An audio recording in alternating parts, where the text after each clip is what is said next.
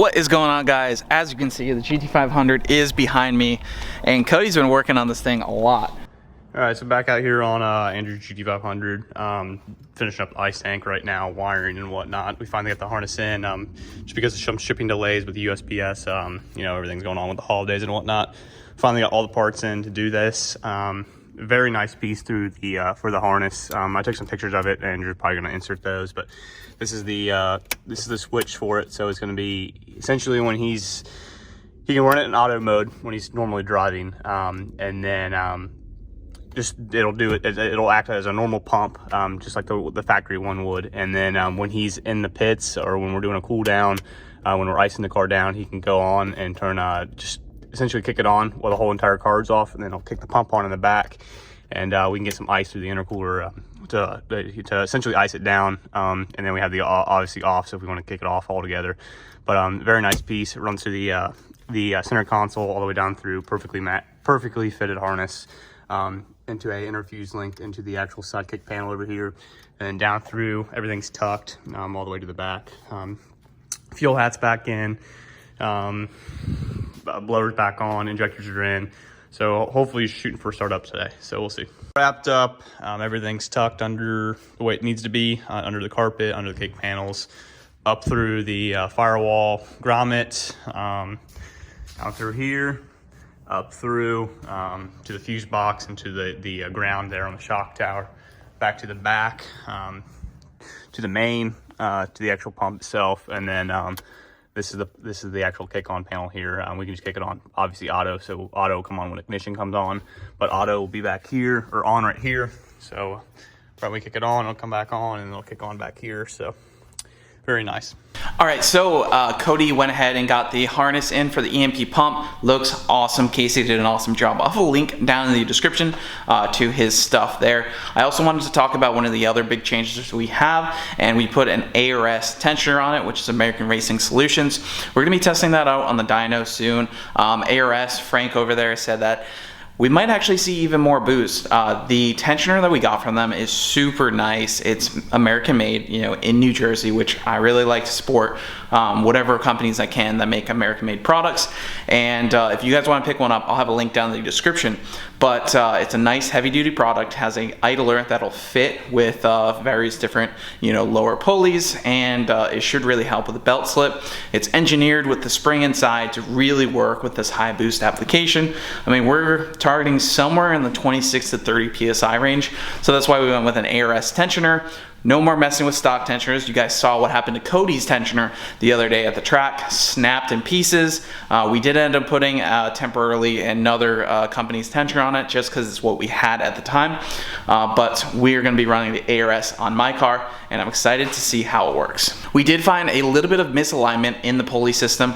We did go ahead and shave some things down, and it should be good, should be keeping the belt on. We tested it on Cody's car, and everything was a-okay. So we should, in theory, be keeping belts on it, and we should be ready to make some power on the dyno. We got the GT500 street wheels on the back, so we can now put it on the dyno with a street tire and not be tearing up my brand new bias plies and all that. So we got pretty much everything back in the car, the new ID 1700s, the fuel system back in the car.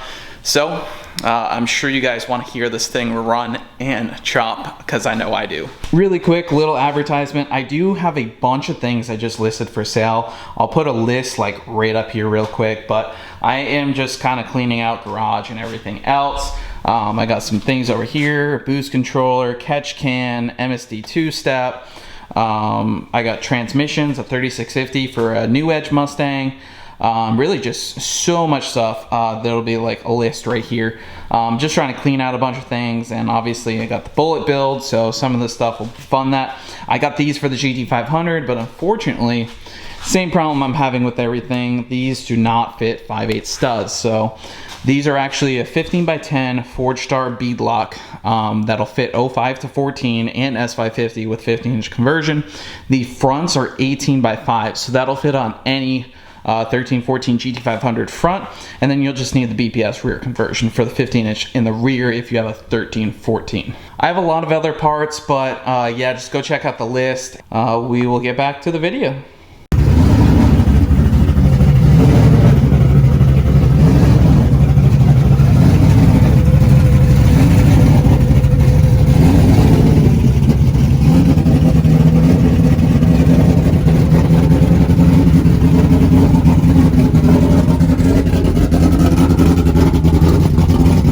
think we should just start it up. I actually just drove it around the corner and didn't film it, but it's not that late. It looks late because it's kind of getting dark, but it's only like 6 o'clock. Yeah. So, Cody, you want to start it up? Yeah. And as you can see, we have my stock GT500 rear wheels on it, which means we can finally dyno this on a proper tire. Yeah, and then make 1300 and then talk some shit after we do it. Oh, yeah.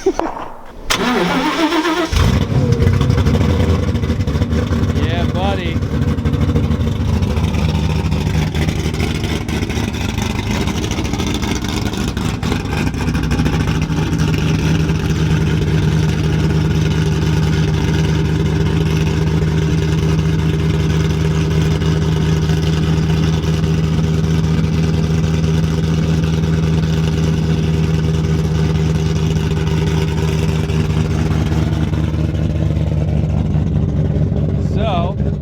Ice tank set up. We got our wiring set up for that as well, which is right here. Yeah, I don't put clips on that, so I'll show you how it all went down. Yeah. Missed the chop.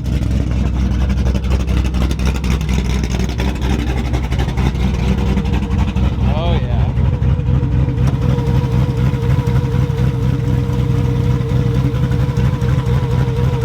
Lower belt on. DD149. Cody's still touching up a few things. A few little things. We just want to make sure everything's working. We did adjustments with some pulley alignment, the MFB and whatnot. So there's just a little few things we need to tidy up ourselves. But I really want to do a little basic rundown of like testing with it before we put everything back the way it was. So if there is an issue, we can foresee that before we put it all back together at 100%. So this is why we test things like this. But everything looks good. So.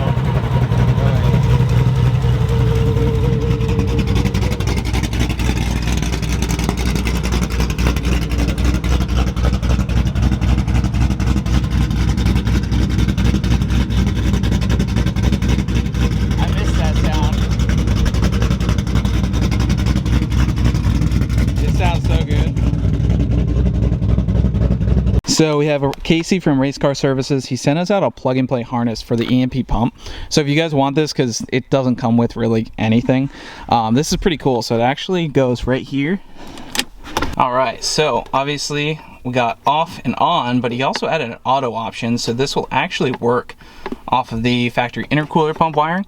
If we click it onto on, the pump has a little bit of delay before it kicks on, but you'll hear it in just a second. So there's the intercooler pump. We got off. It also has a little bit of delay, and that's just the pump itself. Then there's also an auto option, which will go off of the factory intercooler pump wiring. So super cool, easy to access for me, and it'll work pretty well. All right, we're gonna bring her back inside. Still got a few more tweaks, but she'll be coming home soon.